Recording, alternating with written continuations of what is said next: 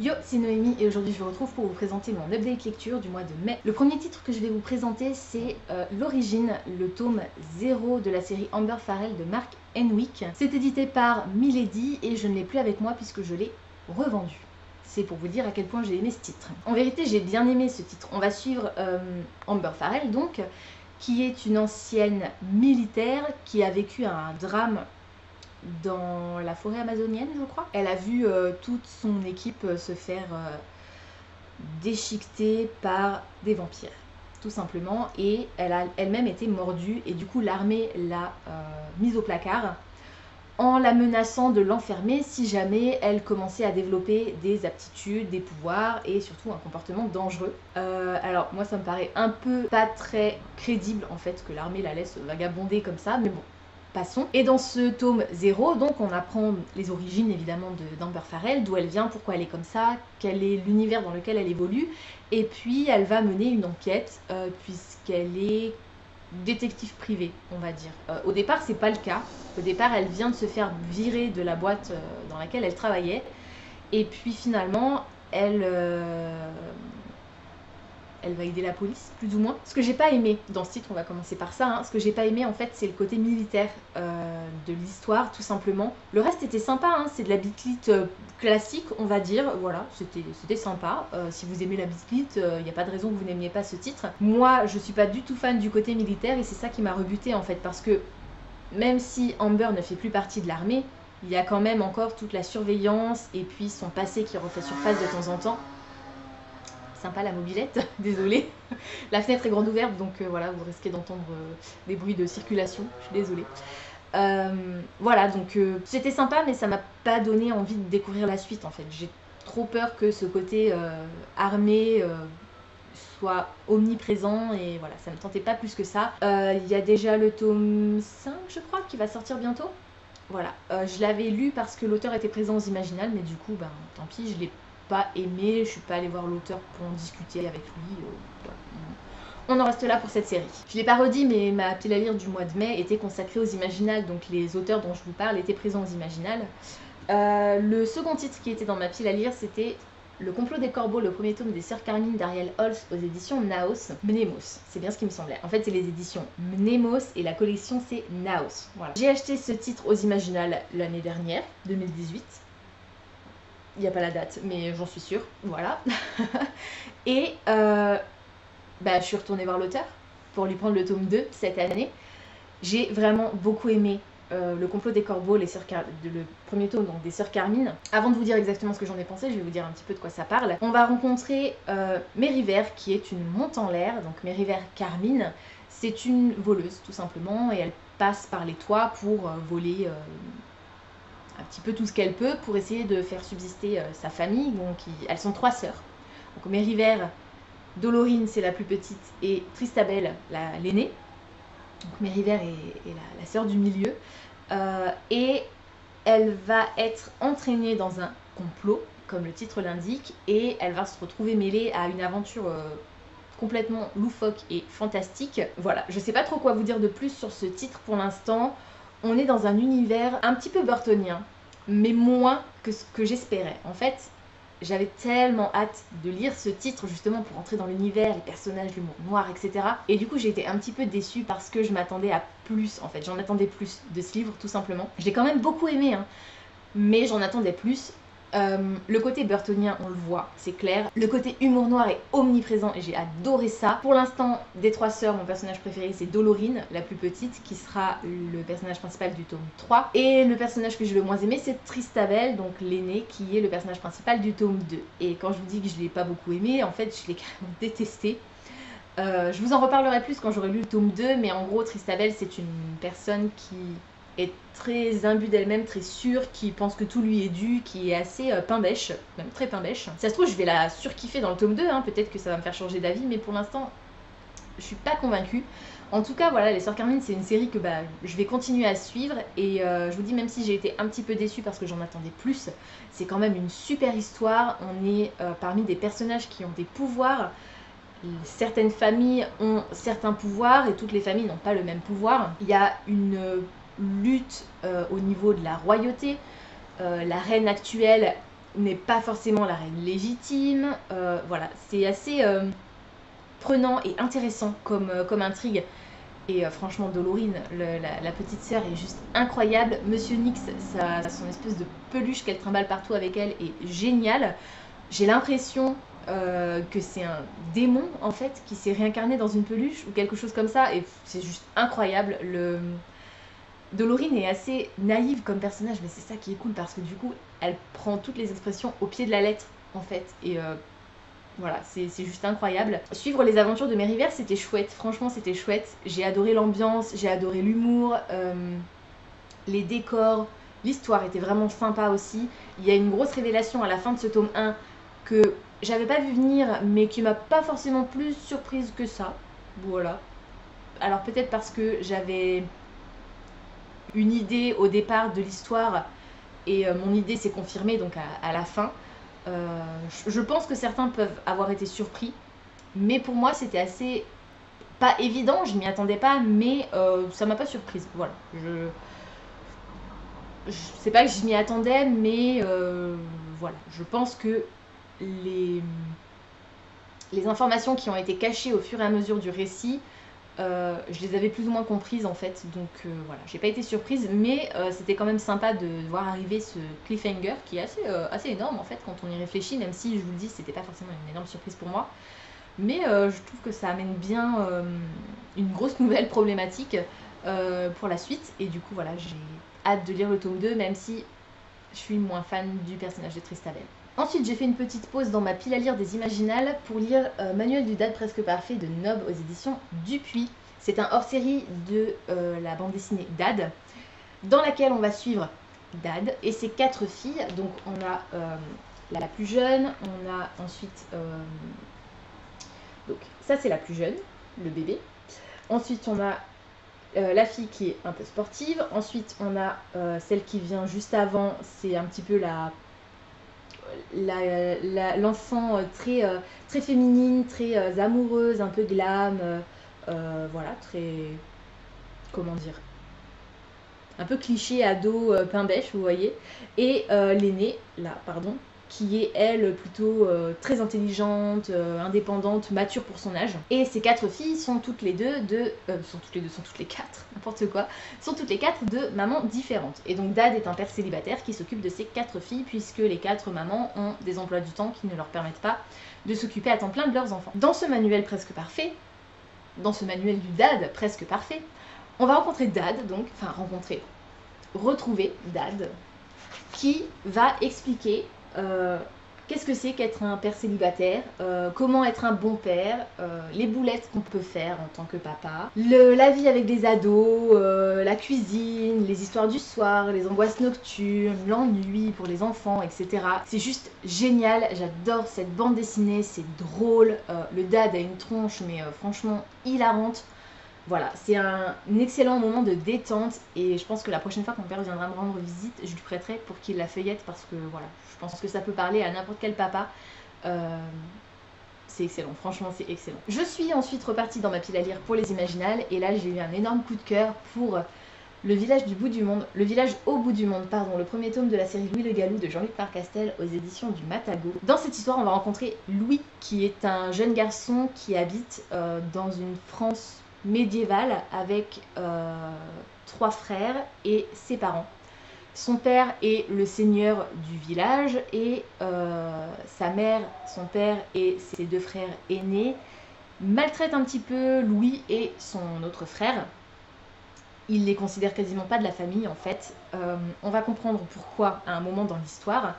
Et surtout, Louis a une particularité, il est un galou, comme le titre l'indique, je ne vous spoile rien, c'est-à-dire un loup-garou. Mais il ne le sait pas au début de l'histoire, et il va découvrir son pouvoir à un moment opportun, d'ailleurs, heureusement qu'il l'a découvert à ce moment-là. Je ne vais pas vous en dire plus évidemment. Et en fait, on va partir un petit peu dans une quête d'identité pour découvrir d'où lui vient ce pouvoir, pourquoi il est comme ça, et pourquoi lui, en fait, tout simplement. Ce que j'ai adoré dans cette histoire, c'est le style de l'auteur qui m'a donné l'impression, dès le dès les premières lignes, qu'il était à côté de moi, en fait, l'auteur. en train de me raconter son histoire. Un peu comme si on était autour d'un feu de camp et qu'il me racontait l'histoire de Louis le Gallou. Et ça, c'était mais magique. Je vais juste vous lire le tout début, qui est un peu une sorte de prologue, pour que vous voyez exactement de quoi je parle. Alors j'ai le ventilateur qui me défrise et je mange mes cheveux, c'est terrible. Bref, donc je vous lis un petit passage. Entre ici et ailleurs, il existe un pays dont bien peu de ce côté-ci de la réalité ont entendu parler. C'est qu'il y a des milliers d'ici et des milliers d'ailleurs, plus ou moins semblables. Certains seront seulement différents par la couleur de l'herbe, qui sera bleue au lieu d'être verte. Dans d'autres, les pendules auront 10 heures à la place de 12. Où tout sera tellement étrange que la moindre plante paraîtra terrifiante. Le pays dont nous parlons n'est pas de cette catégorie. Il est plus proche de notre monde, mais pourtant pas tout à fait le même. Dans ce pays, comme dans tous les autres, les gens vivent, rient, pleurent et rêvent. Somme toute, rien que de très naturel. La plupart des hommes y mènent une existence tout ce qu'il y a de plus paisible, entre semailles et moissons. Mais pas tous. Dans chacune des réalités dont nous parlons, il existe des personnes dont la destinée est différente. Des personnes qui, par la force des choses et leur propre volonté, changent l'histoire de leur temps. Des gens pas comme les autres, des héros. L'ouvrage est illustré, en plus. Ce style dont je viens de vous lire une partie, on le retrouve tout au long de l'histoire et j'ai trouvé ça incroyable. À la fin du titre, vous avez des illustrations qui reprennent certains passages de l'histoire. C'est juste magnifique. On a aussi une partie où l'auteur nous parle directement avec un glossaire pour les termes qui étaient utilisés au Moyen-Âge et dans le pays de Louis, c'est-à-dire en Occitanie. Voilà, je suis trop bête. Je vous montre juste la carte pour que vous voyez à peu près où on se situe. Voilà. Et il y a aussi une partie consacrée à la cuisine généreuse du pays de Louis. Et donc là, l'auteur nous offre quelques petites recettes, certaines dont on peut découvrir les saveurs, on va dire, au cours de l'histoire, et d'autres non, mais qui sont quand même liées au coin dans lequel on se situe. C'est vraiment, vraiment génial. Ça donne juste envie de toutes les tester en fait. Alors c'est sûr, c'est copieux, hein. C'est pas la salade verte, hein. D'ailleurs l'auteur le dit et j'ai trouvé ça tellement drôle. Attendez, faut que je vous dise ça. Voilà, donc la cuisine généreuse du pays de Louis. Attention, avertissement aux amateurs de brocolis à l'eau minérale et autres joyeusetés insipides de la cuisine moderne. Voilà, vous êtes prévenus.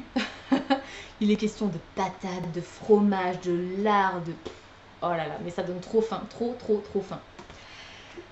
Je suis allée voir l'auteur forcément pour lui dire que j'avais surkiffé et pour lui prendre le tome 2. J'ai pas tout de suite pris la suite parce que, comme pour les autres titres en fait, et comme je vous l'ai dit dans ma vidéo retour des Imaginales, je veux dévorer et découvrir chaque tome les uns à la suite des autres pour en parler au fur et à mesure avec les auteurs et avoir plusieurs occasions de les rencontrer. C'était génial, c'était vraiment génial. Au départ j'avais un peu pas peur, mais je m'étais dit ça va être un récit relativement jeunesse. Et c'est le cas, c'est adapté pour les jeunes ados, je dirais à partir de 11 ans peut-être. Même à partir de 9 ans c'est tout à fait lisible, hein. Mais alors il y a une scène où on a affaire à un combat entre Louis, le Gallou, et une Malveste. Je vais pas vous expliquer, rentrer dans les détails, mais alors c'était... Wow, c'était hard, hein. Je me suis dit, oh purée, ouais, carrément l'auteur il y va quoi. Il a pas peur de ne pas nous épargner certains détails. Il y a des personnages, les méchants notamment, qui sont décrits avec une telle précision que c'en est flippant, ça vous dresse les poils sur les bras. Ils sont vraiment horribles en fait. Et le fait qu'on ait les dessins à la fin, c'est juste génial parce que pendant l'histoire, c'est ça qui est bien, c'est que les dessins ne ponctuent pas le récit. Donc vous laissez travailler votre imagination et à la fin vous pouvez voir si ce que vous avez imaginé correspond plus ou moins à ce que l'auteur et l'illustrateur ont imaginé. Et c'est top de pouvoir comparer un peu ce que votre cerveau est capable de faire avec ce que leur cerveau a tiré des lignes de cette histoire. Et c'était cool. Franchement, c'était génial. J'ai adoré cette lecture. J'ai hâte de lire le tome 2 que je ne découvrirai que à l'approche de ma prochaine rencontre avec l'auteur, évidemment. Voilà, je vous conseille de tout cœur cette histoire, c'était génial. Toujours dans ma pile à lire pour les imaginales, j'ai lu L'Architective, les reliques perdues de Mélandoris aux éditions Castelmore. Je vous ai déjà parlé de ce titre dans mon retour des imaginales, donc je vais pas forcément tout vous redire, quoique je peux faire ça très vite. Ce titre va être réédité dans le cadre de la sortie de la nouvelle série de l'auteur qui s'appelle Le Passageur. Et en fait, les personnages de l'Architective vont faire une incursion dans la série Le Passageur et un tome va réunir tous ces personnages parce que l'autrice a envie de créer un genre de groupe de jeunes avec des pouvoirs assez incroyables. J'ai trouvé ça trop cool comme concept. Donc mon édition va devenir collector, d'autant plus collector qu'elle est dédicacée du coup par l'autrice. Voilà. On va rencontrer un jeune garçon qui s'appelle Armand et qui a un pouvoir assez incroyable. Il est capable de lire l'âme des bâtiments et de voir ce qui s'y est passé il y a des années, des siècles. Il va être missionné pour retrouver un testament égaré dans une vieille maison, puisque la propriétaire vient de décéder. Et en fait, il va tomber sur un secret qui c'était pas prévu au départ qu'il tombe dessus, sauf que du coup, ça va lui causer pas mal de soucis puisqu'il va être pourchassé. Parce qu'il y a des gens que ce secret intéresse énormément. Et alors, je m'y attendais pas du tout, mais là, on part dans une enquête un petit peu à la Da Vinci Code et c'était génialissime, incroyable. J'ai adoré les personnages, j'ai adoré l'ambiance, le côté un peu le côté religion, puisque je vous parle de Da Vinci Code, donc forcément c'est un lien avec la religion, forcément plus ou moins, je ne sais pas trop, n'est pas omniprésent, quoique on est quand même là-dessus quoi, mais pas dans le sens où c'est pas un truc qui prône la religion, on est plus vraiment sur une enquête archéologique et j'ai trouvé ça incroyable. J'ai vraiment trop hâte de lire la suite, puisqu'il y a une suite qui va enfin sortir grâce à la sortie du Passageur. J'ai aussi hâte de lire le Passageur parce que même si c'est pas les mêmes personnages, au bout d'un moment ils vont se rejoindre, donc il y a forcément un lien qui va être créé. Et voilà, j'ai trop hâte de découvrir toute cette série, l'autre série, le crossover de l'autrice, ça va être génial. Et franchement, je vous le conseille, L'Architective, c'était super sympa, c'est écrit gros, c'est très court, ça se lit vachement vite. J'ai passé un super moment. Je voulais pas le lâcher en fait. Une fois que je l'ai commencé, je pouvais pas le lâcher avant de l'avoir fini. Je l'ai lu vraiment très rapidement. C'était génial. Franchement, j'ai fait que des bonnes lectures au mois de mai. Je suis ravie. C'est rare, à part Amber Farrell que j'ai laissé tomber. C'était une bonne lecture, hein, mais voilà, finalement, je dirais pas la suite, mais c'était quand même sympa. Pareil, L'Architective, je vous le conseille de tout cœur. Et le dernier titre dont je vais vous parler aujourd'hui, c'est Le Secret de la Dame en Rouge de Béatrice Beauté aux éditions Scrineo. Je suis aussi allée voir l'autrice aux Imaginales parce que j'ai adoré ma lecture. J'ai pris le tome 2 et j'ai très hâte de le lire. Dans cette histoire, on est à Paris dans les dernières années du 19e siècle, donc en 1800 quelque chose. On va faire la connaissance de Violette qui se fait appeler Madame Eurial parce qu'elle a été recueillie par une femme qui a fait d'elle la voyante du tout Paris, enfin plutôt de la haute société dans un premier temps, parisienne, parce que Violette a le pouvoir de lire l'avenir, le passé et le présent des personnes qu'elle rencontre dans l'eau. Donc ça c'est un premier personnage, Violette. Ensuite on va rencontrer Florimond Valence qui est un journaliste de nuit pour un journal et qui est recruté un peu contre son gré par un policier pour devenir indique. Et le troisième pan de cette histoire, c'est qu'on va découvrir des cadavres de personnes qui sont mutilées dans Paris. Et donc on va suivre un petit peu l'enquête, on va découvrir le lien qui va s'établir entre Florimond et Violette, on va découvrir pourquoi Violette est mêlée à l'enquête, pourquoi Florimond est mêlé à l'enquête, et on va aussi avoir le point de vue du meurtrier. Et j'ai trouvé ça top, parce que du coup ça veut dire que nous depuis le début, dès le départ, on sait qui tue ces gens, on sait pourquoi ils tuent ces gens, et d'un autre côté c'est hyper frustrant parce qu'on a envie de leur dire mais ouvrez les yeux, c'est évident, vous voyez pas qu'il y a un lien entre les victimes, ça vous parle pas, enfin... Et non, non, ça leur parle pas du tout. Donc c'est assez frustrant pour nous lecteurs, mais c'est trop cool. On a l'ambiance fin 19e, on a les vêtements, les décors, le parler, on a l'histoire de Violette qui est pas évidente, hein. Elle mène pas une vie facile, même si ces derniers temps son niveau de vie s'est un peu amélioré, on va dire, mais elle a vécu des choses pas faciles par le passé, et pour en arriver là où elle est aujourd'hui, ça a été compliqué. On espère de tout cœur qu'elle va réussir à se sortir également de la situation dans laquelle elle est actuellement, parce que même si c'est une situation qui n'est pas peu enviable, c'est pas une situation facile. Florimond est assez attachant, bien que particulièrement naïf. Violette aussi est très naïve, remarque, hein, donc je trouve qu'ils se complètent bien l'un l'autre. mais j'ai adoré les relations entre ces deux personnages, la façon parfois inopinée qu'ils ont de se rencontrer et les propos qu'ils échangent, c'était vraiment top. L'enquête m'a plu, mais j'ai pas été tellement attirée par la raison pour laquelle le meurtrier décidait d'assassiner ses victimes en fait. C'est une raison qui n'est pas logique, comme toutes les raisons pour lesquelles on peut tuer dans le monde, bien sûr. Mais ça peut se comprendre à l'époque à laquelle se déroule cette histoire. Ça m'a pas... Voilà, ça m'a un peu blasé, on va dire.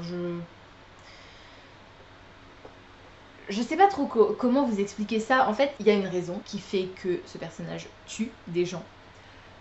Et pour moi, cette raison était logique dans l'histoire, logique dans la tête du meurtrier.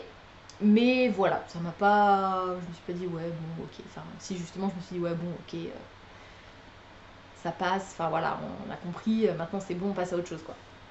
Et en fait, non, évidemment, puisque on va se retrouver avec plein de cadavres et que forcément le meurtrier ne va être arrêté qu'à la fin de l'histoire, évidemment, sinon le livre serait beaucoup plus court que ça. Mais j'ai passé un super moment et j'ai très hâte de découvrir la suite des aventures de Violette et Florimond, en espérant que l'histoire reprenne à la fin du tome 1, puisque on a quand même une sacrée surprise à la fin. Je m'attendais pas à ce que ça aille si vite, mais ok, pas de souci.